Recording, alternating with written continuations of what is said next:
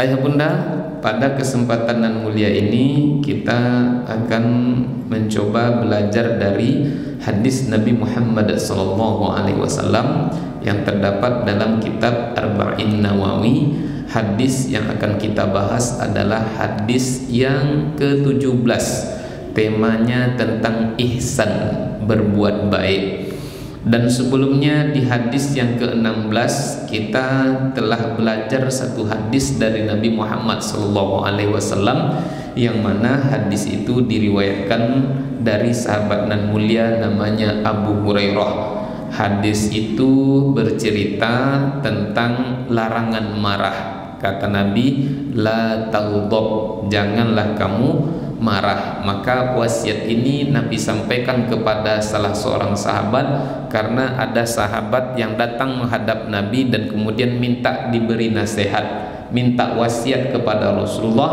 Maka kemudian wasiat Rasulullah kepadanya adalah la taghdab, jangan kamu marah. Dan dalam hadis yang lain berkaitan dengan marah, Nabi katakan la taghdab walakal jannah, janganlah kamu marah karena kalau kamu tidak pemarah nanti kamu dapat surga. Maka ketika sahabat minta wasiat kepada Nabi, wasiat Nabi kepadanya justru jangan marah, hal itu Nabi pesankan kepada dia karena orang yang minta wasiat itu adalah orang yang pemarah. Makanya kemudian wasiat Nabi kepada dia, janganlah kamu marah. Nah, ayah bunda yang dimuliakan Allah, telah kita jelaskan ketika itu marah itu ada dua. Ada marah karena nafsu, karena syahwat, dan ada yang marah karena Allah Subhanahu wa ta'ala. Ada marah yang kita boleh, ada marah yang kita tidak boleh. Yang tak boleh kita marah pada hal-hal yang tak perlu rasanya kita untuk marah, ya janganlah kita marah. Contoh terbaik dalam kehidupan kita kan adalah Rasulullah. Maka kalau kita disakiti oleh orang pribadi kita, diganggu, maka bersabarlah. Tidak perlu pula kita marah dan kemudian kita membalasnya. Kemudian kapan lagi ibu masak contohnya, lalu kemudian keasinan, maka bapak tidak perlu marah. Cukup apa kemarin bu? Cukup ditambah airnya. Ibu bikin kopi kurang gulanya, kurang manisnya, maka bagaimana caranya? Tidak perlu tambah gula, mubazir. Suruh aja bapak nengok ibu sering-sering, tengoklah mama yang manis nih. Ternyata setelah ditengok ibu bukannya makin manis, makin pahit kopinya terasa. Nah, ayah bunda dimuliakan Allah, itu contohnya tidak perlu kita marah. Kapan kita harus marah? Ketika hukum-hukum Allah dilanggar, ketika syariat kemudian disepelekan, maka marahlah kita di saat itu. Nah, itu pembahasan kita di hadis yang ke-16, temanya dulu jangan marah. Pada hadis yang ke-17 ini ayah bunda, temanya adalah al-ihsan, berbuat baik. Hadis yang ke-17 ini diriwayatkan dari Abi Ya'la Shaddad bin Aus radhiyallahu an. An Abi Ya'la Shaddad ibni Aus radhiyallahu an, dari Abi Ya'la Shaddad ibni Aus radhiyallahu an, Allah meridhoinya. Shaddad ini ayah bunda salah satu di antara sahabat Nabi Muhammad SAW. Tak terlalu banyak juga riwayat dari Shaddad ini. Periwayatannya tercatat dalam oleh ahli hadis. Dia meriwayatkan hadis dari Nabi Muhammad SAW lebih kurang 50 hadis. Jauh beda dengan Abu Hurairah, jauh beda dengan Anas bin Malik, jauh beda dengan Aisyah radhiyallahu an. Ayah bunda masih ingat Abu Hurairah berapa periwayatan hadisnya kemarin? Lupa kami Pak Ustaz. Kalau Anas bin Malik masih ingat ayah bunda? Itu pun lupa Pak Ustaz. Cie lupa selabian tak takana. Bodoh Nah, ayah bunda dimuliakan Allah. Nah, riwayat Shaddad ini ayah bunda lebih kurang berapa tadi?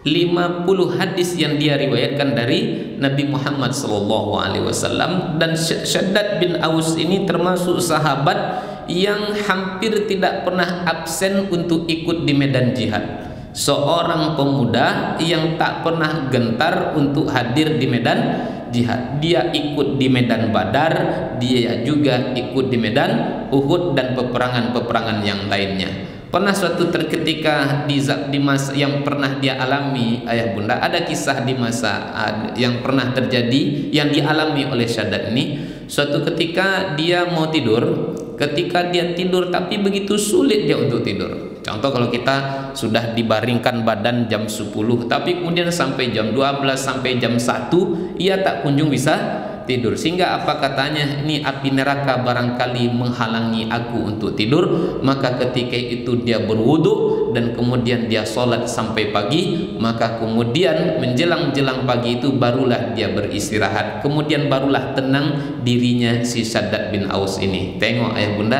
sahabat sholat itu bagi dia adalah obat. Bagi sahabat sholat itu adalah obat. Tapi kalau bagi kita kadang-kadang apa ya bunda, dah azan pula orang, dah datang bulan puasa ndak dapat awak makan lagi, kalau sudah dalam bab ibadah banyak ndehnya banyak nya. Tapi kalau untuk yang di luar ibadah maka kita bersegera kepada itu. Maka itulah yang membuat kita jauh beda dengan para sahabat Nabi Muhammad sallallahu alaihi wasallam. Ayah bunda dimuliakan Allah, kita bahas hadis yang diriwayatkan oleh Syaddad bin Aus ini.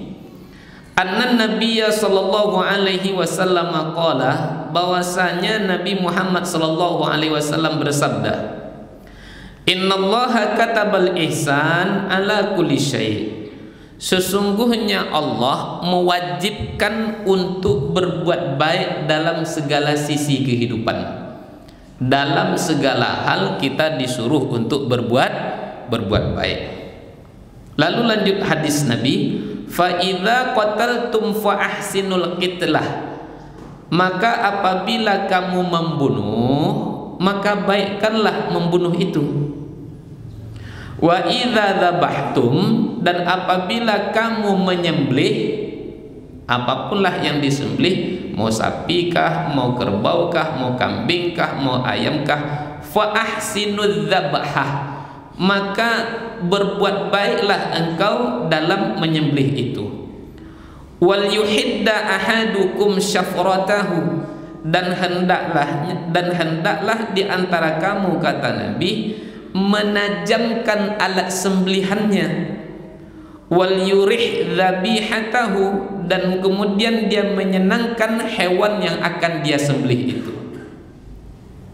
Bunda dimuliakan Allah, kata Nabi, Allah mewajibkan kita untuk berbuat baik dalam segala sisi kehidupan, bahkan sampai ketika kita membunuh.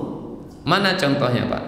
Kita diganggu sama nyamuk, Bapak tidur istirahat siang, lalu datang lalat, pindah dia ke sini, hinggap dia di sini, Bapak tepuk, ndak kena dia. Habis itu Bapak pejamkan mata, datang lagi dia dekat hidung lagi, ditepuk, lepas juga dia. Kemudian dekat bibir, dekat mulut kita, ditepuk, enggak juga. Akhirnya emosi. Pas emosi akhirnya ditunggu betul pas dia datang. Ketika dia datang, Bapak tangkap, berhasil Bapak menangkapnya, lalu Bapak cabut sayapnya satu persatu. Ini yang kau minta agaknya nih ya. Inilah akibat dari kau mengganggu aku tidur. Dicabut sayapnya satu persatu. Lalu kemudian setelah cabut sayapnya satu, dilepaskan, terbanglah dia mutar-mutar sehingga terbangnya itu tak sempurna. Akhirnya ditangkap lagi, cabut satu lagi. Tak puas hatinya sampai di situ, kemudian dicabutnya kakinya satu lagi. Itu tidak baik dalam membunuh. Jangan begitu. Atau nyamuk contohnya, malam-malam tak bisa tidur karena nyamuk, pagi nampak nyamuk itu. Dah nampak dia, ditangkap, lalu kemudian diputus satu persatu. Ambil dulu Pak, belalainya itu, cabut. Ini yang menghisap darahku tadi malam. Dicabut belalainya itu, kemudian dicabut bulu sayapnya satu persatu, kemudian ditarik badan dia itu. Ini namanya zalim. Mohon maaf ayah bunda, mohon maaf. Kalau kita dijilat sama anjing, lalu sakit hati kita sama anjing tuh, jangan dijilat pula anjing tuh. Paham ayah bunda maksud saya? Jadi orang beriman itu dia senantiasa berbuat baik, dia tidak suka mendendam. Kalaupun ingin membunuh, maka baikkanlah pembunuhan itu. Lalu kata Nabi Muhammad sallallahu alaihi wasallam, wa idza dzabhtum fa ahsinudz dzabhah. Kalau kamu menyembelih, maka berbuat baiklah kamu dalam menyembelih itu. Wal yuhidda ahadakum syafratahu, dan hendaklah salah seorang di antara kamu menajamkan alat sembelihnya. Wal yurih dzabihatahu, dan kemudian buat senanglah hewan yang akan kita sembelih tersebut. Maka ayah bunda dimuliakan Allah, ini secara tidak langsung mengajarkan kepada kita tentang adab-adab penyembelihan. Ini mumpung kita mau apa nih Pak? Mau apa? Menyembelih hewan korban. Ini kita panitia harus kita perhatikan ini. Terkhusus kita yang ikut dalam proses penyembelihan, pengulitan, dan kemudian pembagian pendistribusian hewan korban, terkhusus dalam penyembelihan. Maka ada beberapa hal yang mesti kita perhatikan ayah bunda. Satu, ketika menyembelih itu tanpa sedikit pun ada unsur penganiayaan. Jangan dianiaya hewan yang akan kita sembelih. Orang kadang-kadang Pak, hewan yang akan disembelih itu kadang-kadang dia agak susah diatur, ditarik tak mau, disuruh berjalan tak mau. Akhirnya karena dia tak mau berjalan, didorong sama kawan di belakang, disepaknya kawan nih. Akhirnya dendam dia sama hewan korban tuh, dihajarnya juga hewan korban tuh habis-habisan. Jangan, kita tetap disuruh untuk berbuat baik. Ya namanya juga hewan. Lalu kalau kita balas pula hewan itu, maka sesungguhnya sama saja kita dengan hewan.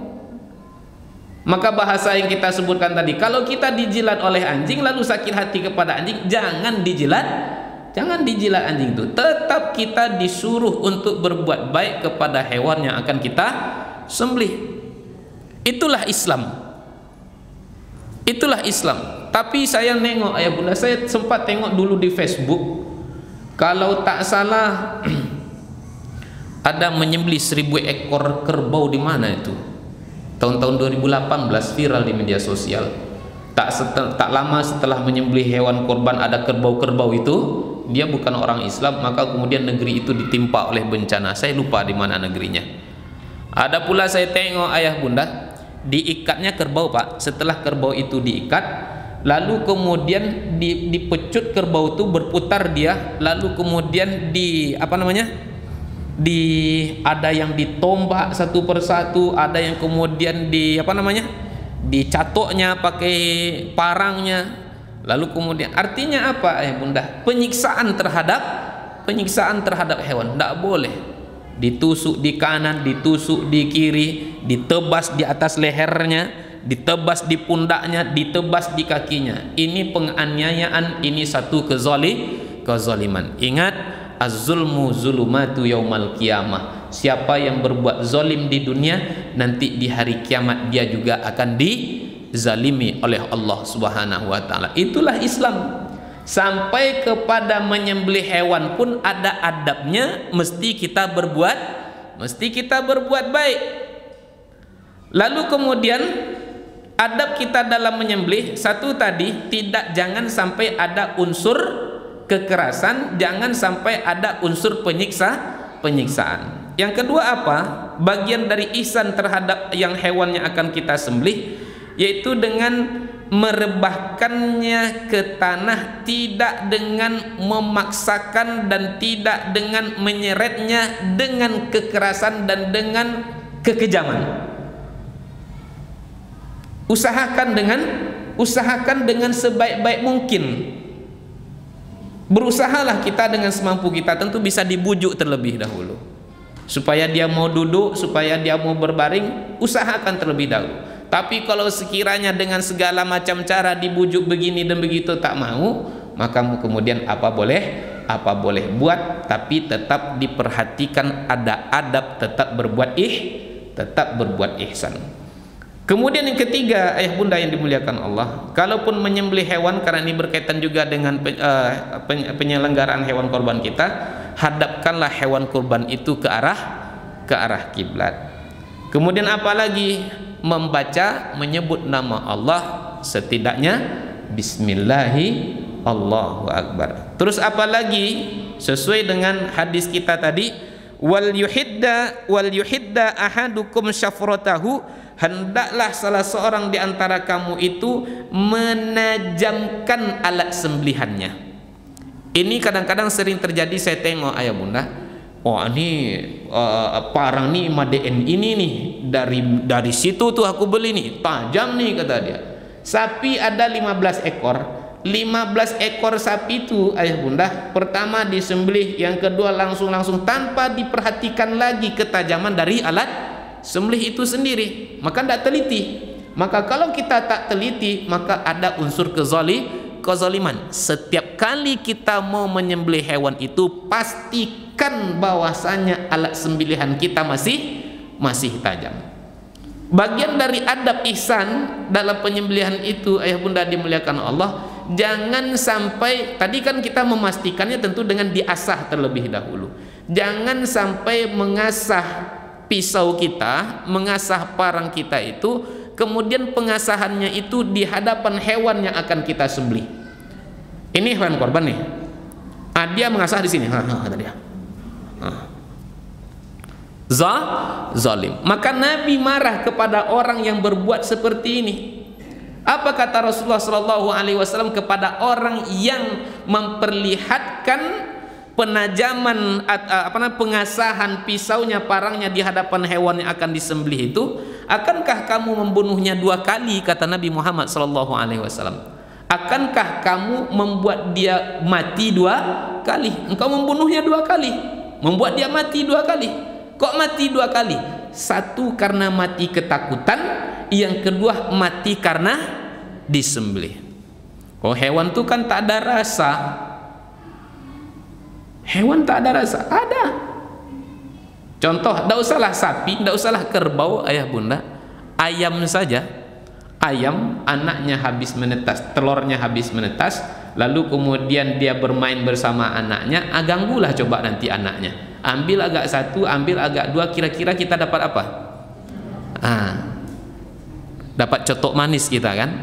Artinya hewan pun ada rasa. Maka jangan memperlihatkan pengasahan di hadapan hewan yang akan kita sembelih, yang akan kita korbankan.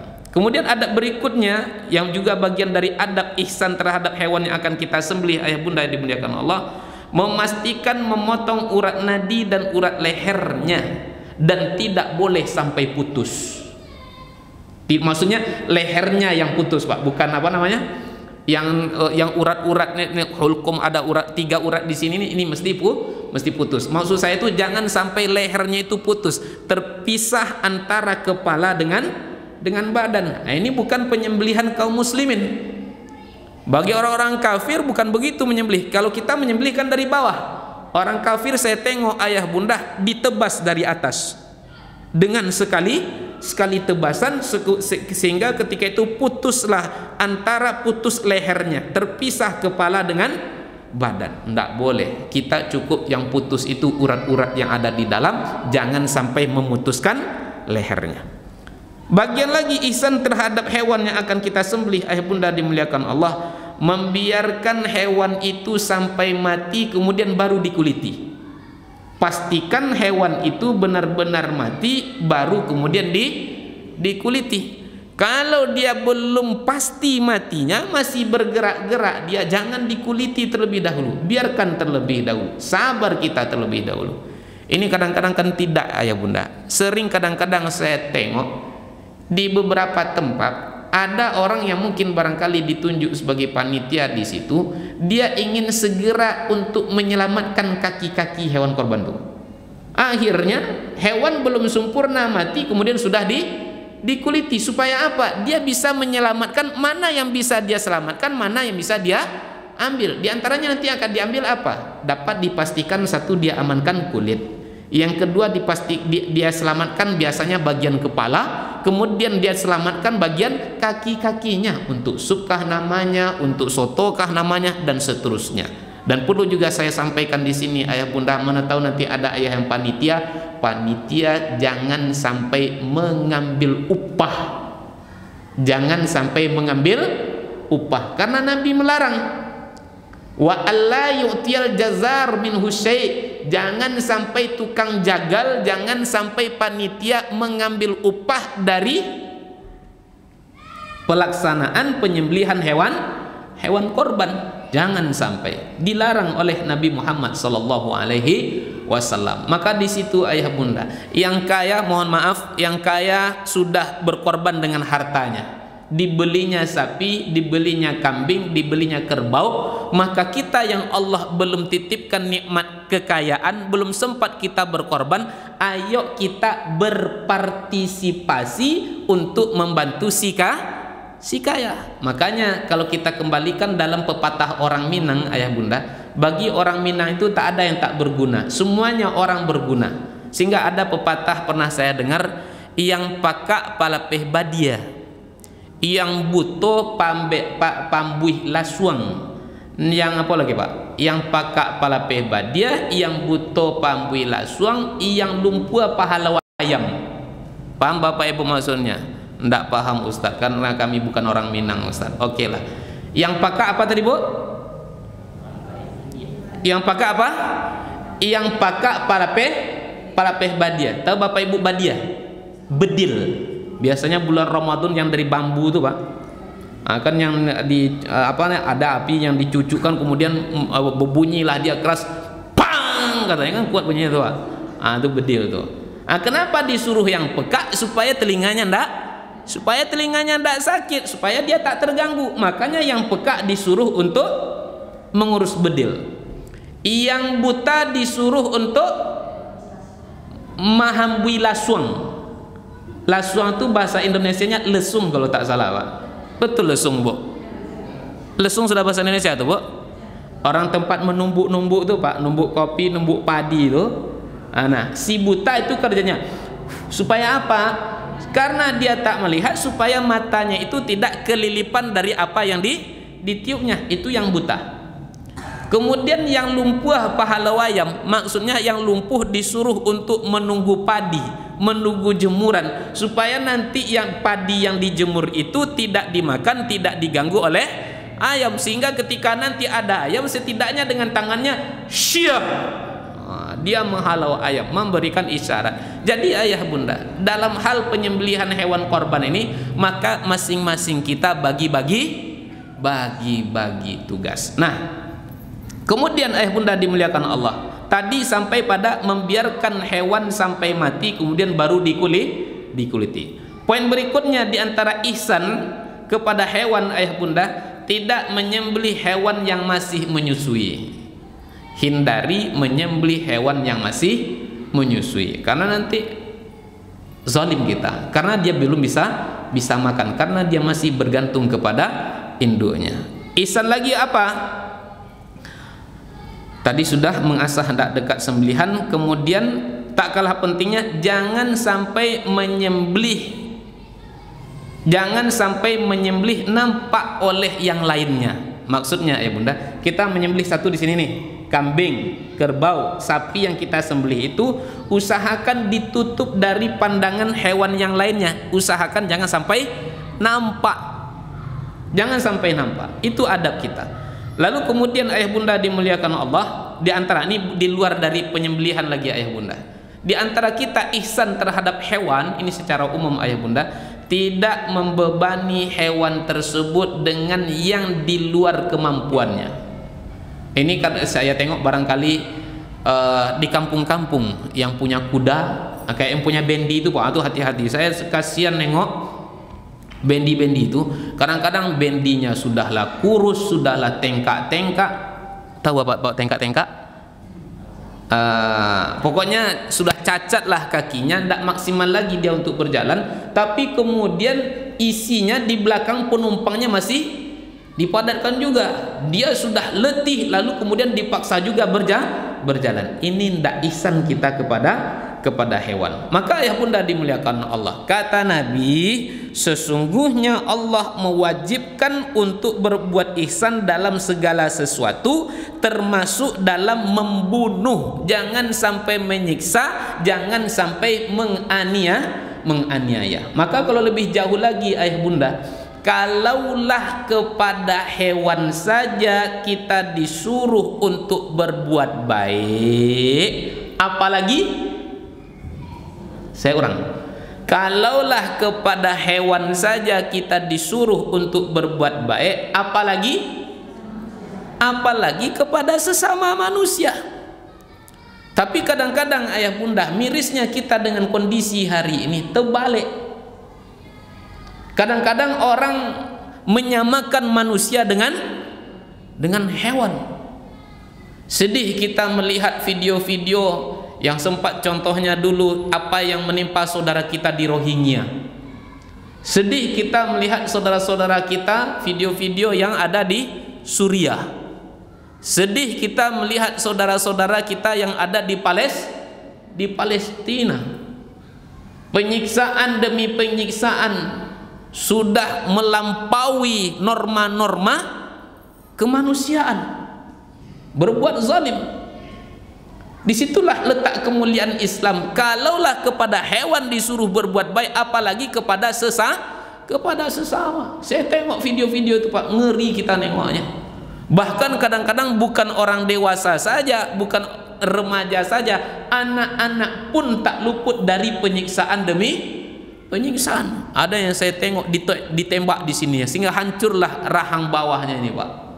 Ada yang kemudian satu dicongkel matanya. Ada yang kemudian dibedah dari atas sampai ke bawah.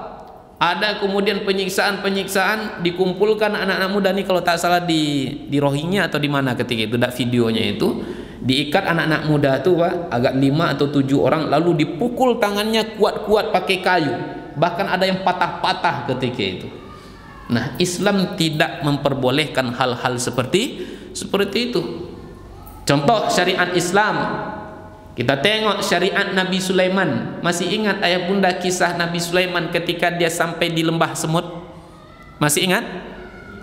Ketika Nabi Sulaiman bersama bala tentaranya sedang melakukan perjalanan, falamma atau ala wadin naml, ketika Nabi Sulaiman sampai di lembah semut, qalat namlatun, berkatalah ratu semut ketika itu. Apa dia katanya? Ya ayuhan naml udkhulu masakinakum, masuklah kamu ke dalam sarang-sarang kamu supaya nanti kamu tidak diinjak-injak oleh Sulaiman. Fatabassama dhahikan min qawliha, lalu kemudian Nabi Sulaiman pun tertawa mendengarkan apa yang diucapkan oleh ratu semut.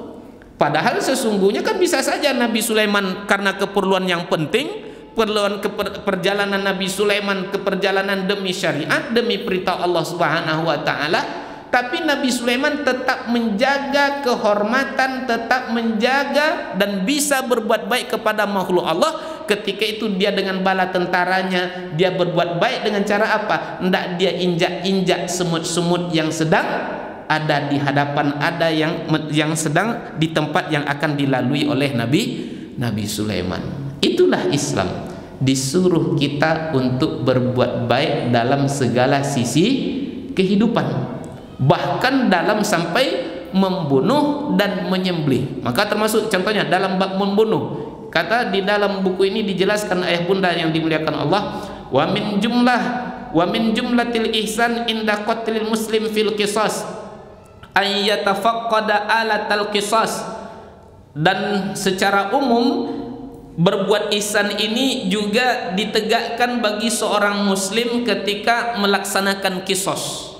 Bagaimana berbuat ihsan di waktu kisos itu ayah bunda? Tetap dengan menggunakan alat sembelihan yang tajam. Ada orang, contohnya kisos itu kan ditegakkan bagi beberapa orang. Contohnya satu, bagi orang yang membunuh dengan sengaja, maka ditegakkan kisos bagi dia. maka kisos bagi orang yang membunuh dengan sengaja itu ayah bunda, dia dipenggal lehernya dan tidak boleh disiksa, alatnya mesti tajam. Bagaimana dengan hukuman bagi orang yang berbuat zina? Apakah dia dipenggal lehernya? Enggak.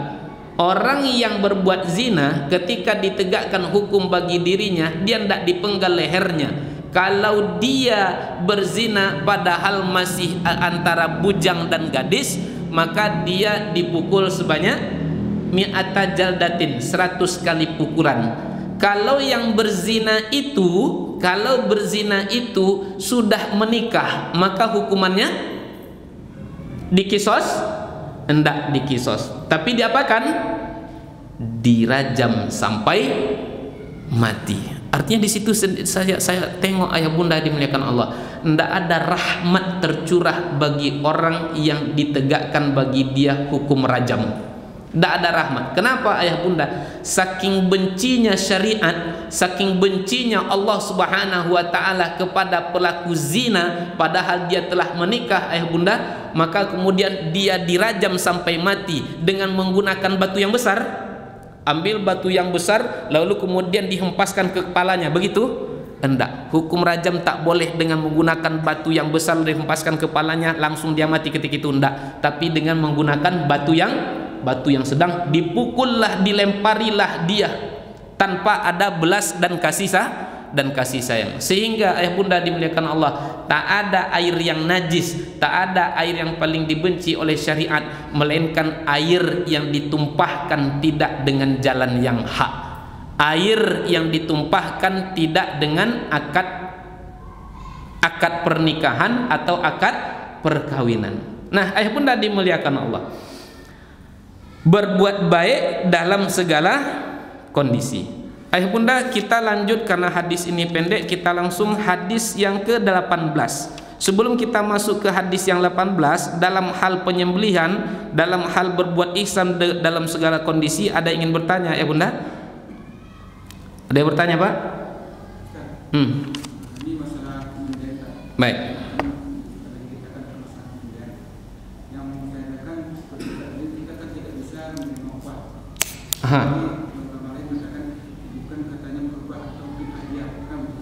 Tapi yang di kami di masjid ini kan, saya setelah tinggal sini itu kebanyakan Ustaz yang misalnya yang bekerja atau Ustaz itu kami kasih satu bungkus dari satu bungkus satu. Kemudian satu lagi yang mungkin pengembangan hewan itu yang biasa Ustaz yang kami kasih atau tapi entah apa namanya dia terbang atau itu tidak ada yang gimana. Yang pertama tadi, panitia selalu dilebihkan daging. Enggak, yang pekerja. Baik.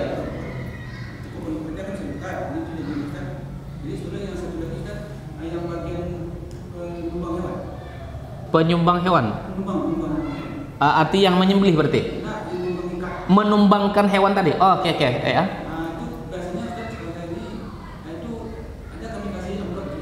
Dikasih juga amplop dia di situ.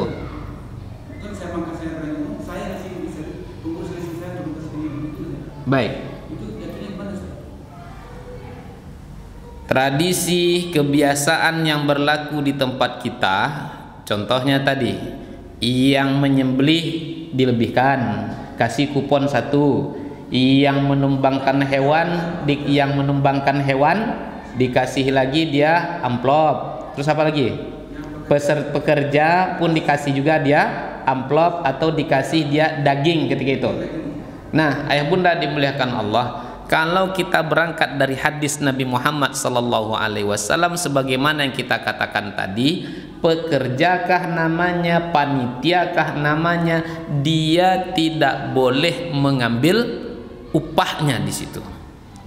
Taunya nanti dipahami upah dan tidak upahnya di mana Pak Ustadz? Karena kita kan sering mengganti-ganti bahasa, disebut hadiah, disebut sedekah, disebut upah dan segala macam, padahal barangnya itu juga.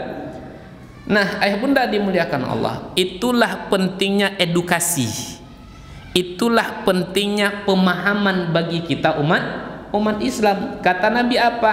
Jangan diberikan upah kepada yang bekerja, kepada yang ambil andil dalam pengurusan hewan korban. Tapi karena sudah menjadi kebiasaan di tempat kita, maka ayah bunda, yang namanya kebiasaan pasti akan sulit untuk dirubah. Sekalipun dia sulit untuk dirubah, kita harus apa Pak? Harus berusaha untuk merubah yang tak baik itu. Nah ayah bunda, kesalahan demi kesalahan kalau dia dibiarkan nanti akan dianggap sebagai suatu kebenaran. Saya ulang, setiap kesalahan demi kesalahan yang dibiarkan nanti akan dianggap sebagai suatu kebenaran. Anak kita tak sholat dibiarkan aja, ya udah ndak apa-apalah sholat, ndak akan berdosa gewak doh, karena sudah terbiasa. Anak perempuan keluar rumah dalam keadaan auratnya terbuka, dibiarkan saja, sehingga mereka takkan merasa berdosa karena mereka sudah biasa. Maka dalam hal ini bahkan sebagian ulama mengatakan haram mengambil upah dari hal itu. Nah ayah bunda dimuliakan Allah, di tempat kita pekerja khususnya, mau dia pekerjaannya apalah, sebut aja lah, yang mau dia bagian menguliti kah, yang membersihkan perutnya kah, yang menumbangkannya kah, yang menyembelihnya kah, yang terjadi di tempat kita kalau tak didebihkan, baik berupa dagingnya kah, baik berupa kulitnya kah, baik berupa kaki-kakinya kah, baik berupa apa lagi Pak, berupa amplopnya kah, biasanya tak akan mau mengurus. Maka di situ saya sampaikan tadi ayah bunda, pepatah orang Minang tadi, nan kayo, pepatah orang Minang, nan paka pala peh badiah, nan lumpua pahala wayam, nan buto pa ambui lasuang. Maksudnya yang kaya sudah berjuang dia. Tak semuanya juga orang berkorban itu orang kaya, betul tak Pak? Apakah semua yang berkorban itu orang kaya?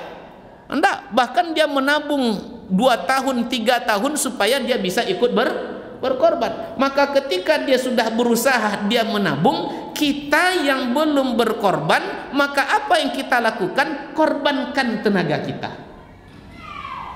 Kami buat panitianya Pak Ustaz. Nah masalah, buatlah panitianya. Mau 100 orang, mau 200 orang, tak masalah. Mau sekampung pun dijadikan panitia, tak masalah. Tapi poinnya, jangan sampai yang bekerja di situ, panitia kah namanya, pekerjanya kah namanya, jangan sampai dia mengambil upah, mengambil imbalan dari apa yang telah dia lakukan. Kalau begini bagaimana Ustaz? Kami bagi nih Ustaz. Contoh, di warga kita, di tempat kita ada 1000 orang. Ya kan, 1000 orang, kuponnya 1000 orang. Setelah kuponnya 1000 orang, untuk 1000 orang, ternyata yang datang, yang mengambil cuma 800 orang. Berapa orang ambil tadi Pak? 800 orang. Berarti ada sisa. Berapa sisanya? 200. Perlu kita pahami ayah bunda, hewan yang telah disembelih tadi punya siapa? Punya panitia kah atau punya peserta korban? Siapa yang punya? Hewan korban adalah mutlak milik peserta korban, bukan milik pekerja atau panitia. Yang kadang-kadang sering terjadi ayah bunda, panitia kemudian seakan-akan merasa itu adalah punya dia. Maka kalau ada daging tadi berlebih, contohnya 200, kembalikan kepada peserta korban. Nih Pak, nih hewan tersisa 200 kantong nih Pak. Ini mau diapakan nih Pak? Oh pandai-pandai Bapak lah katanya contohnya. Maka ketika keluar pandai-pandai itu, yang namanya orang ketika berbagi pasti dia ingin berbagi, diberikan kepada orang yang membutuhkan. Betul tak ya bunda? Yang namanya kita berbagi pasti kita menginginkan yang diberikan itu kepada orang yang membutuhkan. Maka kita panitia tadi berikanlah kepada orang-orang yang membutuhkan ketika itu, kalau itu bahasanya. Terus kalau bahasanya begini bagaimana Ustaz? Ambillah sama panitia agak 3-3 contohnya. Panitia ada 20 orang. Tadi sisanya berapa Pak? Sisanya 200 atau berapakah lah contohnya kan. Panitia ambillah 22 atau 3-3. Enggak masalah. Itu baru nanti bab hadiah. Itu dalam bab sedekah. Enggak masuk dalam bab upah. Yang upah itu akan terjadi diantaranya ayah bunda. Kalau tak dilebihkan, dia tak mau berbuat. Dia tak mau mengurus, makanya itu akan jadinya upah. Begitu Pak. Maka kita yang panitia semestinya kalaupun dilebihkan oleh peserta korban, sebaiknya jangan diambil ketika itu. Sebaiknya jangan diambil. Berikanlah kepada orang yang layak untuk menerimanya. Ataupun rasanya kalau kita sendiri layak untuk mendapatkannya, silakan boleh ambil, tapi kan tadi atas isyarat kehendak peserta korban, bukan inisiatif kita sendiri. Begitu Pak. Namanya gini, kebiasaan kami di sini biasanya setelah peserta korban harus mengakui satu untuk kerja. Mungkin minta peserta untuk ada tulisan yang peserta korban. Terus jadi kalau seandainya yang kebanyakan yang dari peserta bekerja itu kebanyakan yang bukannya katakan tidak bisa kerja. Contohnya yang untuk menumpang itu sudah biasa kami tadi misalnya ada satu orang bekerja. Cuma yang menjadi pertanyaan yang seperti karena tadi kan kita kan memberi dia seperti tadi atau amplop tapi kalau seandainya memang kalau tidak begitu cara mereka tuh yang padanya kita mencari mana mencari. Akhirnya apa? Kalau tak dibuat seperti itu Pak Ustadz, akhirnya terbengkalailah barang nih. Tak selesailah hewan korban nih. Terus bagaimana caranya Pak Ustadz? Ad-darurah tubihul mahzurah. Dalam kondisi terdesak, dalam kondisi terpaksa, maka yang semestinya dia tadi tak mengambil, berikanlah kepadanya daripada mudaratnya lebih banyak. Maka dalam kondisi seperti itu ayah bunda, kita tidak boleh bergantung kepada satu orang. Tugas kita hari ini ayah bunda, buat masing-masing kita merasa memiliki, buat masing-masing kita bertanggung jawab atas suksesnya penyembelihan hewan korban sampai nanti didistribusikan kepada orang-orang yang berhak untuk mendapatkannya. Disitulah letak kerjasama kita. Disitulah letak gotong royong kita. Bahkan kalau kita tengok afdoliyahnya ayah bunda, yang menyembelih itu yang paling afdol siapa? Yang menyembelih itu adalah peserta korban. Tapi karena di tempat kita banyak yang tak pandai menyembelih, makanya kemudian diserahkan kepada panitia. Yang panitia pun nanti akan mencari petugas yang bisa menyembelih hewan korban. Maka ayah bunda usahakan hal-hal seperti itu terputus sampai di sini. Inilah PR kita hari ini. Tahun depan boleh kita buat panitia sebanyak-banyaknya, tapi niatkan belajar kita, jangan sampai kita panitia meniatkan untuk mengambil upah dari pekerjaan yang telah kita lakukan. Bahasa sederhananya ayah bunda, panitia itu adalah relawan, orang yang bekerja tanpa pamrih, orang yang bekerja lillahi ta'ala, bukan karena ingin untuk mengharapkan dan mendapatkan upah. Karena pada prinsipnya dia kan nanti akan tetap mendapatkan, dan dia akan dapat jatah nanti. Orang-orang di sekitar kita kan tetap akan dapat, kita yang ada di situ akan dapat, tapi kenapa mesti dilebihkan pula untuk kita? Maka ini kembalikan kepada hati kita sebenarnya. Ikhlaslah kita dalam berbuat. Karena kata Nabi, innama ajruhu indallah, karena balasan bagi pekerja di waktu itu sudah disediakan oleh Allah. Jangan sampai nanti kebaikan yang semestinya kita ambil di akhirat lalu kemudian kita segerakan untuk mengambilnya di dunia. Kalau kita ambil di dunia, lalu apalagi nanti yang mau kita banggakan nanti di waktu berjumpa dengan Allah Subhanahu wa taala. Begitu Pak. Yang lain Bu, ada pertanyaan? Silakan ya. Waalaikumsalam warahmatullahi wabarakatuh.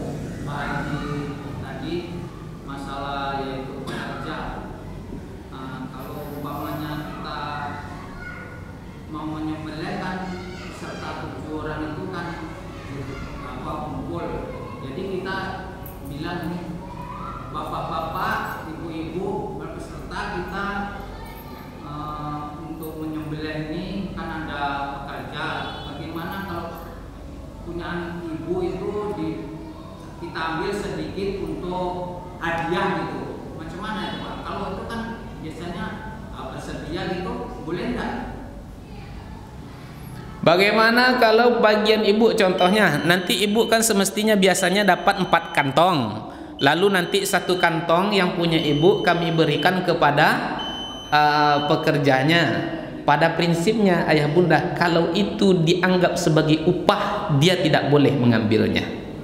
Dia tidak boleh mengambilnya. Tapi kalau dianggap sebagai ya pemberian biasa, aku punya akun ya, contohnya saya dapat nih Pak, saya dapat kan, yaudah saya kasih aja ke Bapak, bukan karena dia sebagai pekerja, bukan karena dia sebagai pekerja. Tak ada embel-embel karena dia bekerja di situnya kita berikan. Itu yang semestinya. Kalaupun diberikan bukan atas embel-embel dia telah bekerja. Itu poinnya Pak. Baik ayah bunda dimuliakan Allah. Tapi kalau kondisinya kembali lagi Pak, saya kembalikan kondisinya. Kalau tak begitu, takkan bisa diurus hewan korban nih Pak. Takkan mau orang nih, apalah daya indak kayu janjang di kapiang. Itulah kaidah tadi, ad-darurah tubihul mahzurah. Jadi PR-nya ayah bunda, jangan sampai setiap tahun ad-darurah tubihul mahzurah aja terus. Setiap tahun darurat, setiap tahun darurat, setiap tahun darurat. Maka PR kita mulai dari sekarang. Alhamdulillah, karena belajar dari sini Pak, saya belajar pula, saya ikut menyembelih. Saya beli pula parang agak 2, sehingga alhamdulillah bisa juga awak menyembelih. Sekalipun dulu agak takut-takut dengan darah, karena ini adalah tuntutan, maka harus kita bisa di situ, harus kita belajar. Ayah bunda, demikian dapat kami jelaskan. Mohon maaf atas segala kesalahan kekhilafan. Wabillahi taufiq wal hidayah. Wassalamualaikum warahmatullahi wabarakatuh.